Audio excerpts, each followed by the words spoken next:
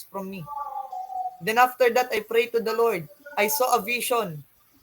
And the Lord told me, anak, I'm calling that person in government because I'm going to prosper her ministry and connect her to the people para madalian siya when she's established her own ministry. Then when the Lord opened my eyes and spoke to me, I told her, na you know what? I ask you first, di ba meron kang heart sa government? Because the Lord showed me something. And sabi niya, yes kuya, meron. Matagal ko nang pinagpe-pray yun. And when I prophesied to her, this is what the Lord is going to do. He wants you to enter into that. At makakatulong yun sa ministry mo. And even to your finances. Then doon ko na-realize na the Lord speaks. Not because He wants you to speak on your own understanding, but He wants to speak through you according to His divine revelation. Diba? If you are relying not on the word of the Lord, you are relying on your own power. If you cannot accept direction that comes from the Lord, it means you are relying to your own power. You are relying sa kung ano yung mga bagay na naririnig mo. You are relying to somebody's opinion to you. In short, you are a people pleaser. You are not God pleaser person. You are not relying to the Holy Spirit. You are relying unto your own understanding. Diba? How can the Lord give you power if dun pa lang sa direction niya? When the Lord commanded you to pray for the sick, anong ginagawa mo? You don't pray for the sick. When the Lord commanded you to cast out demons, sasabihin mo, Lord, nasa public place kami. Nasa mall kasi kami. Lord, nasa park kasi kami. And what if that person tries to commit suicide? Tries to do something unpleasant to take his life. Pero may command si Lord sa'yo. Ay, hindi ko kasi kaya kasi introvert ako. No. So people of God, understand to rely on the power of God kasi if you are relying to your own power, you fail. Diba? You will fail. Maraming tao nagkakamali because simply they don't rely on the God that they are serving. Amen? And it will move you into a level of dependence to the Lord kasi you know na when you pray for somebody, it is not your power, it is the power of the Lord. If you cast out demons, it's not your power, it's the power of the Lord. Kaya I don't believe, you know what, people of God, the only thing I believe right now is there is no powerful demon.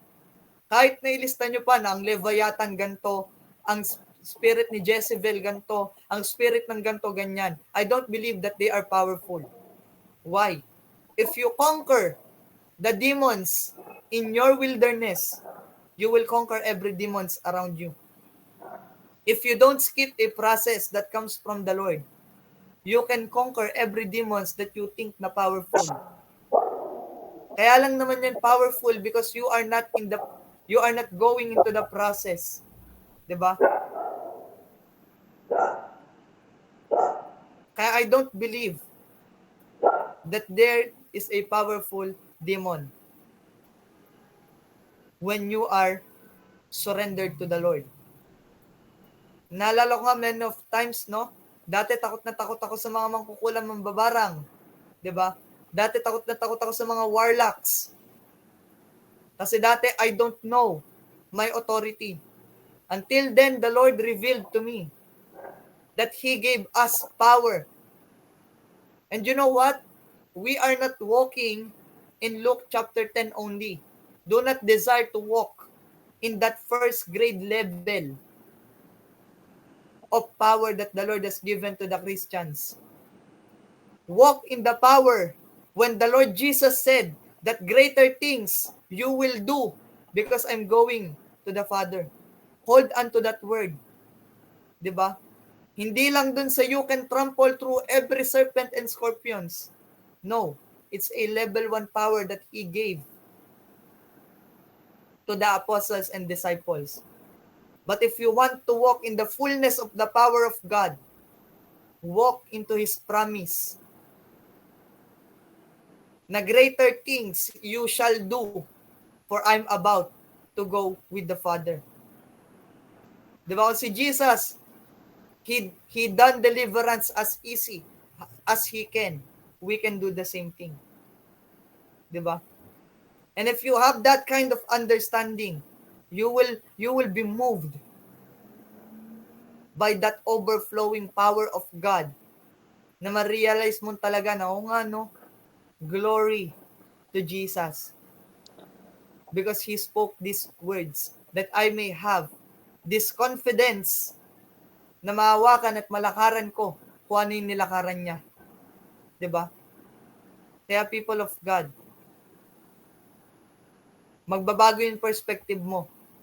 To the point, diba? Na you will go into the place. Alam niyo, people of God, kung bakit ganun sila Richard Lorenzo? Sila David Mapalo when it comes to evangelism. Diba, kaya nilang ipag-pray yung mga satanist, kaya nilang ipag-pray yung mga mangkukulam, mambabarang, kaya nilang even sa diviners, kaya nilang i-dismantle yung power nila. Diba, bakit si Benny Hinn kayang gawin yung mga bagay na yon? Bakit si Prophet Lobby kayang gawin yung mga bagay na yon? Because they believe that they have the power comes from the Lord. And yung power na yon is the same power na nilakaran ni Jesus. Diba? To the point, meron ako nakita, preacher siya. Diba? I believe in that. Kasi I see the manifestation of the Holy Spirit. Na this person, yung anino niya, diba? Just like in the book of Acts, yung anino niya, he can heal. Diba? The shadow itself, releasing power. And it's still happening right now. Bakit yung mga Nigerian?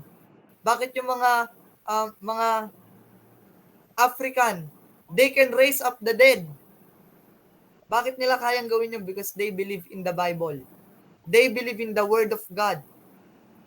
Diba?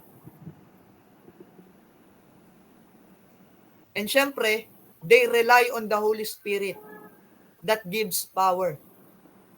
Diba? Kasi nonsense po yun. Kahit na po magpabangon ka ng patay, kung hindi ka naman nilid ng Holy Spirit or hindi ka naman binigyan ng kapangyarihan for that. Diba? The Holy Spirit will give you power. So next thing that you will receive from the Holy Spirit shall testify.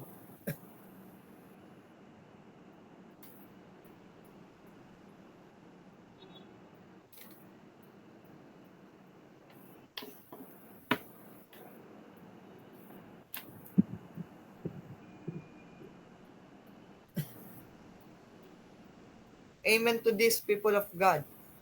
Because you know what? If you believe that the Lord is powerful, the Lord is almighty, the Lord can do anything, He will also speak to you and through you. The Holy Spirit will speak through you. Diba? Sabi dito, 1 Corinthians 2:10, but God hath revealed them unto us by His Spirit. For the Spirit searches all things, yea, the deep things of God. Diba? Ang banal na Espiritu, kapag ikaw po ay nagpe-preach, hindi na po galing sa inyo yung word na yan. You know what? Hindi po ako nag-Bible study, not Bible study the way na congregation or going to church. I'm going to church to learn. But wala po akong degree sa Bible school. Diba? Nag-try ako before na mag-Bible school pero hindi ko na-attendan kasi online. Pero kung may physical, surely I'll attend that. Pero, you know what? Na even in the Bible school, sometimes they cannot teach what the Lord is teaching to you today. Bakit? Kasi nakafocus lang sila doon sa kanilang tawag doon, kanilang knowledge, human knowledge, earthly knowledge. 'Di ba? Earthly wisdom. Pero kasi, if you learn that the Holy Spirit until now is speaking to you, if you learn that the Holy Spirit reveals everything to you, hindi ka po mahihirapan. You know? Hindi ka po mahihirapan. 'Di ba? Una, the Lord revealed it unto you. Revelation, ano po ba yung ibig sabihin ng revelation, Kuya Rainer? In my perspective of revelation, it is the God, it is the mind of Christ and the heart of Christ revealed unto humanity. Like for example, tong preaching na to. You know, alam niyo people of God that this topic, if you ask me, bago ko siya isulat, I don't know this. Hindi ko alam to. Etong topic na to, before ko siya isulat, I don't know all of this. 'Di ba? Ang alam ko lang is, okay, nabaptize sila ng Holy Spirit, nag-speaking in tongues sila, napag-win sila ng soul. Pero yung i-divide to into 3 key points, hindi ko po yun alam. 'Di ba? Na okay, the Holy Spirit gives power, the Holy Spirit shall testify, and yung 3. 'Di ba? So whenever you talk to the people, whenever you go everywhere that the Lord has called you to go, marirealize nyo yung one thing na ito, people of God. Remember this and hear me. Hear me out. Marirealize nyo na when the Holy Spirit start to testify, it is not you who speak. May mga utterance ka inside of you, may mga bagay ka na may speak out na, Lord, truly, na ikaw ang nag-speak. Hindi ko alam paano ko to nasabi. Like for example, you are testifying to someone. You start prophesying to them. Lord, hindi ko alam yun ah. 'Di ba? Lord, ano to? Bago to. Bakit ko alam yung mga nangyayari sa kanya? So it only means that the Holy Spirit testify the things He knew. He testifies the things He knew.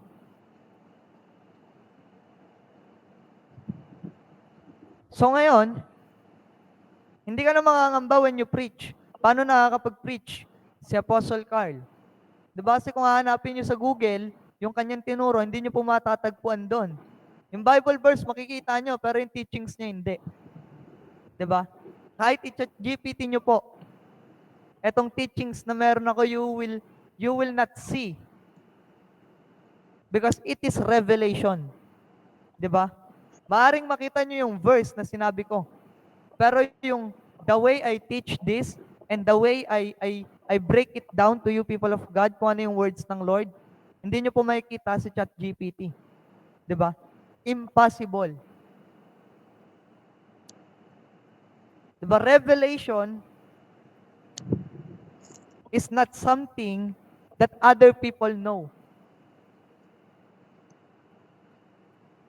Maaring may similarities, pero hindi yan yung exact na alam ng tao na yun. Like for example, 'di ba? Na some of us know who Jesus is. But each and every one of us may tinatawag na personal relationship kay Lord Jesus. So meaning na kung gaano kalalim yung relationship mo kay Jesus, ganun din kalalim yung pagkakaalam mo sa mga bagay na inire-reveal niya sa'yo. Diba like for example, bakit iba yung revelation ni Lord kay Pablo at iba din kay Pedro? Bakit iba yung kay Pedro at iba kay Juan? Diba? Bakit itong si Pedro angelic ministry ang sikat sa kanya. Pero bakit itong si John, ang sikat sa kanya is revelatory ministry or prophetic ministry? 'Di ba? Bakit magkaiba sila? Because it is the measure of their relationship with the Lord. Kasi kung mapapansin nyo, kung pag-aaralan nyo yung buhay nila nung nabubuhay pa si Jesus, ang pinagkatiwalaan ni Jesus ng divine governance ay si Pedro. In this rock, I will build my church. Or in other words, in ecclesia. Diba? Meaning divine ordinance or divine government. So kaya po connected ang divine government kay Apostle kaya po yung angelic ministry connected kay Peter. Pansin nyo, mababasa nyo sa Bible na most of the apostles, meron silang divine assistance. Kasi divine government ang ibinigay sa kanila ng Panginoon. 'Di ba? And also, makikita nyo din na bakit kay John prophetic. Kasi kung makikita nyo po, ng relationship ni John kay Jesus, is makikita nyo na John is the beloved of Jesus. Siya yung sa lahat ng apostles niya, siya yung nag-shine na mas affectionate si Jesus kay John. Higit sa lahat, si John, ang pinakamahal na mahal ni Jesus in that day nung nasa earth si Jesus. Kaya po, yung heart niya, yung revelation, nasulat ni John. Kasi ganun yung relationship niya sa Lord. 'Di ba? So the Holy Spirit will speak to you according to your relationship with Him. 'Di ba? So now, hear me by the Spirit of God, na if you don't have relationship with the Lord, how can He speak to you? How can you testify? How can you witness?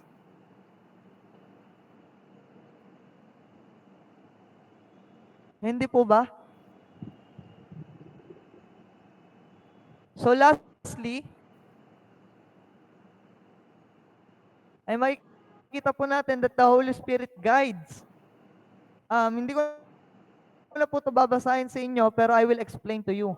Ito po yung moment, pwede nyo po siyang basahin habang in-explain ko. Ito po yung moment ni Pablo na siya ay pupunta sa province ng Asia or sa Asia para mag-spread out ng gospel. Pero hinarang siya ng Holy Spirit. Pinapunta siya doon sa Macedonia. Binigyan siya ng vision of a man speaking ng mga taga-Macedonia. 'Di ba? So meaning, na ministry ni Pablo, spirit-led. 'Di ba? So maraming tao hindi kasi na-feel ko na gusto kong pumunta rito, tapos pupunta na lang. Pero ang tanong, yan ba ang leadings ni Holy Spirit? Alam niyo, people of God, malalaman nyo na ang tao hindi nililed ng Holy Spirit. Kapag wala silang message para sa lugar na yon. Sa totoo lang.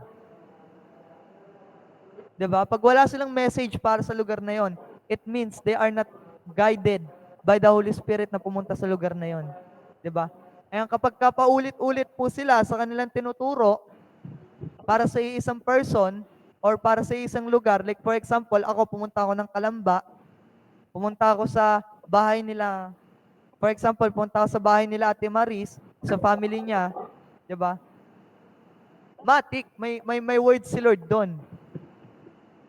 Hindi pwedeng papuntahin ka ng Panginoon doon sa lugar na yan, hindi mo alam yung gagawin mo. 'Di ba? Ang nonsense. 'Di ba? Ang nonsense nun. Uy, Rainer, ang harsh mo naman. Yes. Sorry to say. But I'm harsh when it comes to the truth. Kasi ayun yung katotohanan na wala pong kwenta ang pinunta nyo sa isang lugar kung wala kang mensahe sa kanila. Anong gagawin mo doon? Para kang clown. You are teaching and preaching repentance, pero ang message ng Lord doon, alignment lang. What if gusto ng Lord, discipleship? I-equip mo tong mga leader na to, tapos ikaw, repent ka ng repent. People of God, repent. sabihin ng Lord sa'yo, anak, foolish. Yung zeal mo, mali. You're so foolish. Tapos nag-expect ka ng casting out demons, healing the sick. Pero yung message mo mali. No. You are not powerful in the places where the Lord didn't send you. Alam niyo bakit powerful? Ang teachings na meron tayo dito? Because we are sent here by the Lord. Alam niyo why the Lord turning lives upside down? Bakit may salvation? Because it is what the calling of the Lord towards their lives. Diba? For those people nagtatanong, Lord, ano ba yung calling ko? Lord, ano ba yung gusto mo para sa buhay ko? No? We can pray for it. We can ask for the Lord about it. And dun sa mga na-release na po ng word ng Lord, you don't need to ask the Lord kung ano yung calling mo. Binigyan ka na ng Lord ng gawain. Diba?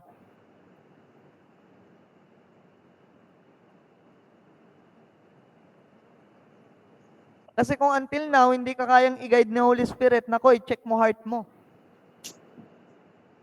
Diba? Remember sa prophetic word, sinabi ng Lord to, always be prepared. Kasi in-approve ka na niya eh. Meaning, kapag in-approve ka na niya, is may guidance ka na niya. Diba? So, be prepared, people of God. Be prepared. Sa kung ano yung mga bagay na gagawin ng Lord para sa life nyo. So, yan, before we pray for each and every one of us, no?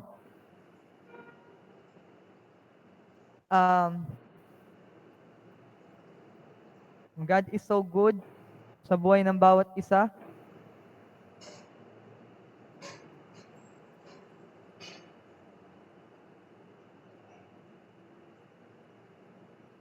And I believe na may plano si Lord kung bakit ka narito.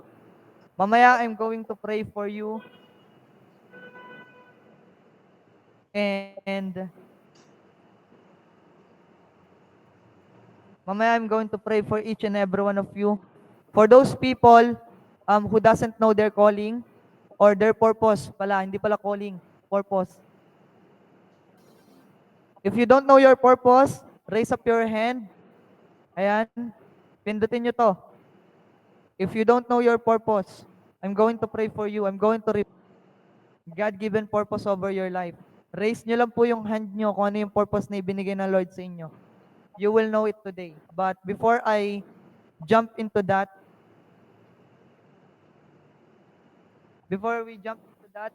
people of God,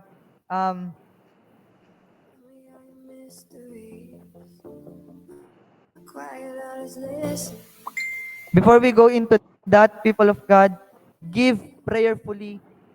If you don't pray, don't give.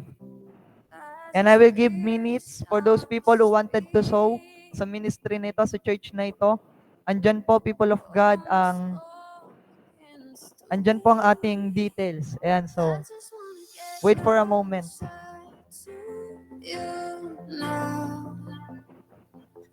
Pray prayerfully and I will come back. Wait for a moment. With you in and I'll never breathe you out. I just wanna get closer to you now.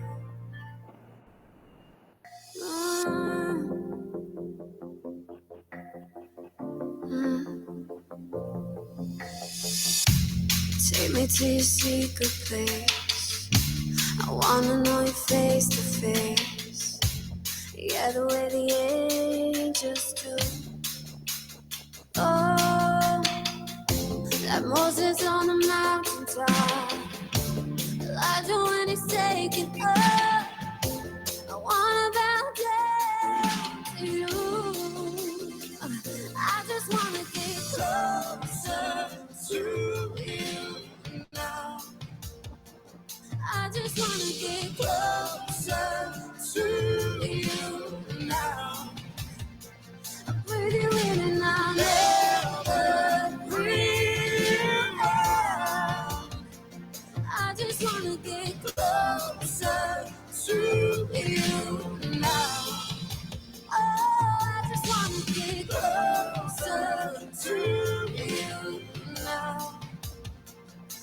just wanna get closer to you now. I breathe you in and I breathe you out. I just wanna get closer to you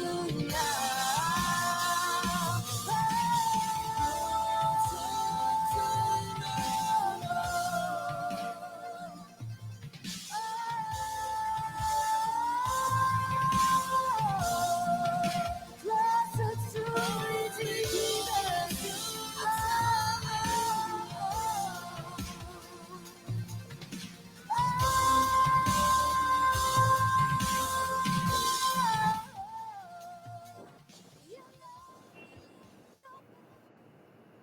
So yan, welcome po ang bawat isa ulit sa araw na ito. But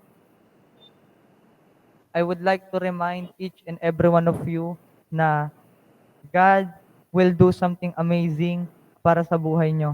And for those people na nag-raise ng hand nila, ayan, if you want to know your purpose in life, ano ba yung gustong gawin ng Lord sa life mo, no? We are going to pray for you, but if you only raise your hand today while we are praying, the reason why I'm doing this, people of God, is to see how willing you are when it comes to the things of when it comes to the things of the Lord.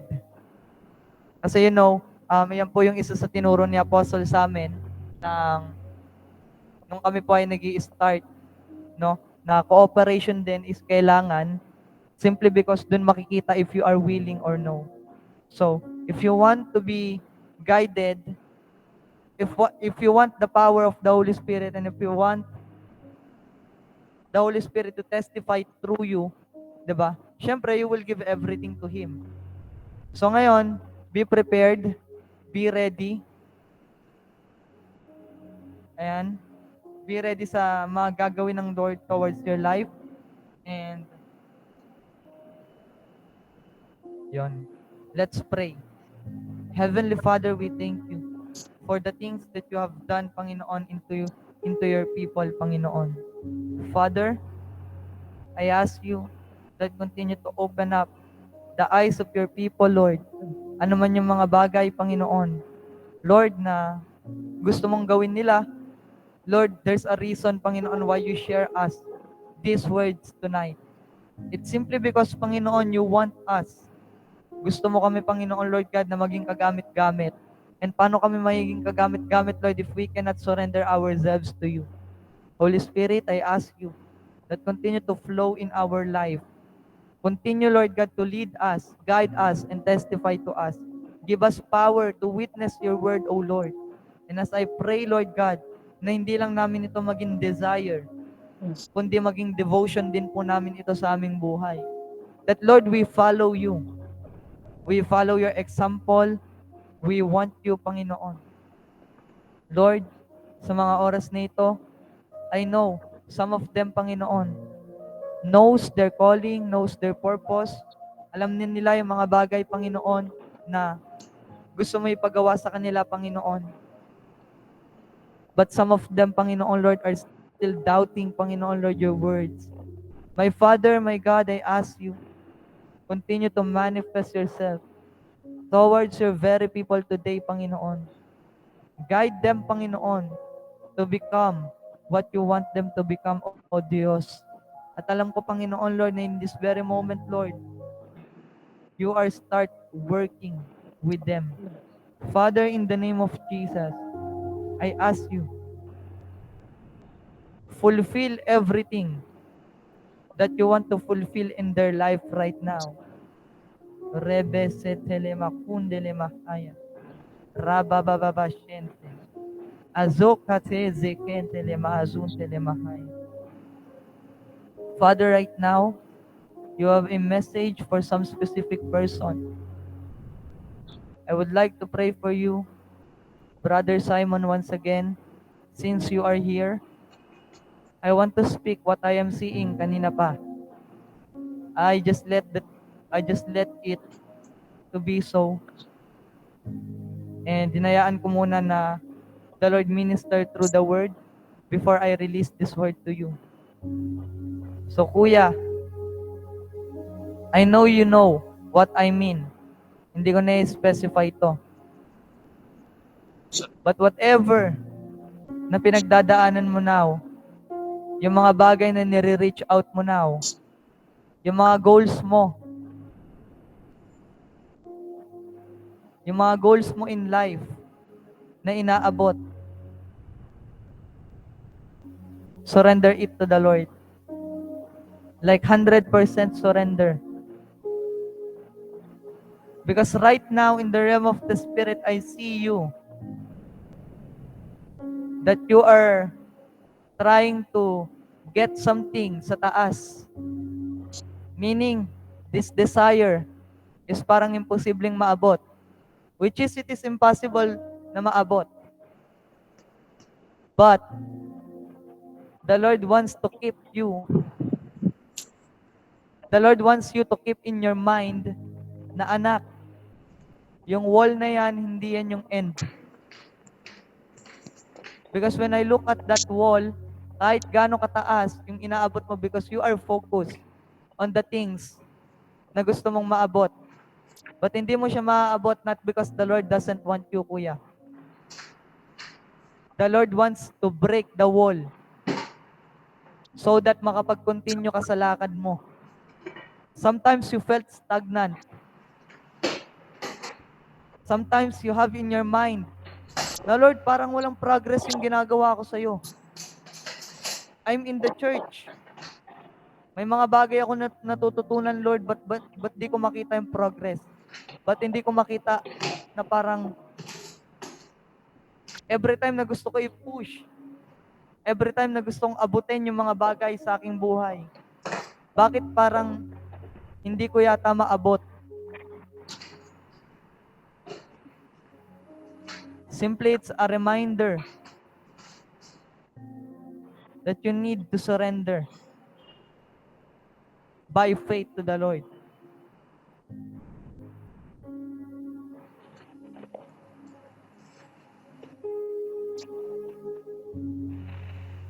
The goal is not to reach the things on the top of you. But the goal is to pursue your walk with the Lord. And the Lord is reminding me this word for you. Do you hear me, Simon? Delight yourself in the Lord, and He will give the desires of your heart. And if your desires in your heart ay hindi mo nami-meet, you need to delight yourself to God.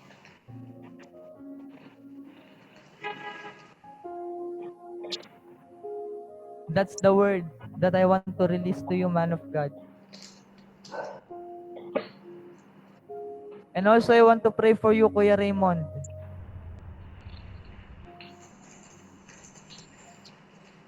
Are you ready, Kuya Raymond? Ayan. In the realms of the Spirit, I see you like you're kinda in the place of whereby you are meditating and reading.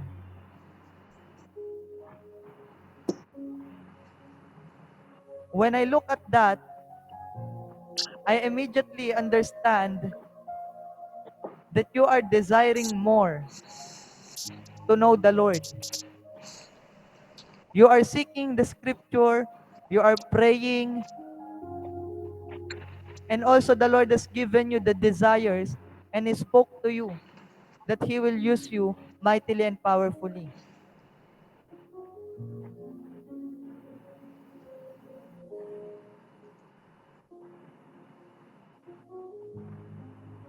And right now, I am seeing a table and I am seeing the Lord preparing something in that table.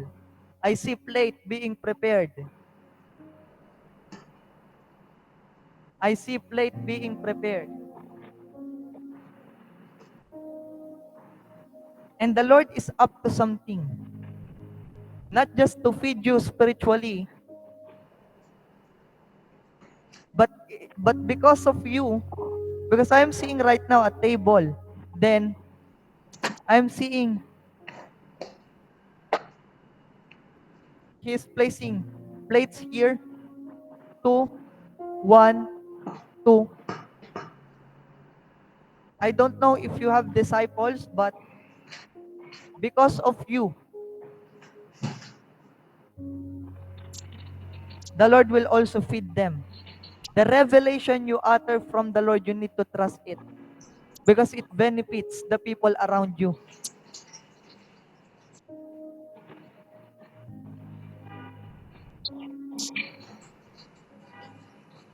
So be prepared for what the Lord is going to do towards your life, brother. In fact, the Lord sends you here.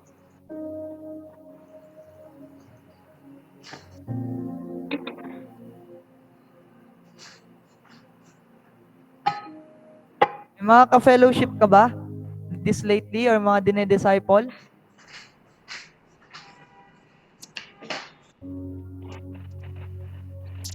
Mga nakaka-fellowship? Okay. God is good. So continue to do it because this time, the Lord is assuring you that I'm going with you. I will show them that I am the God who reveals things to you. Amen.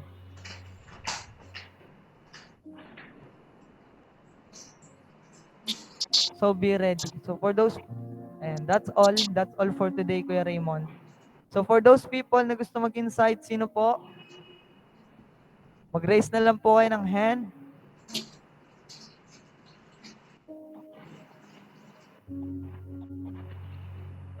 Raise na lang po tayo ng hand, people of God.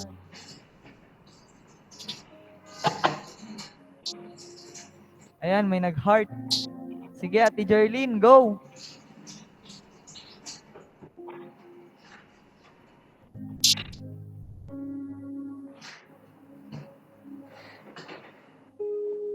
Kaya mag-speak? Okay, okay. Si Nanay na lang, si Nanay Ann. Para package.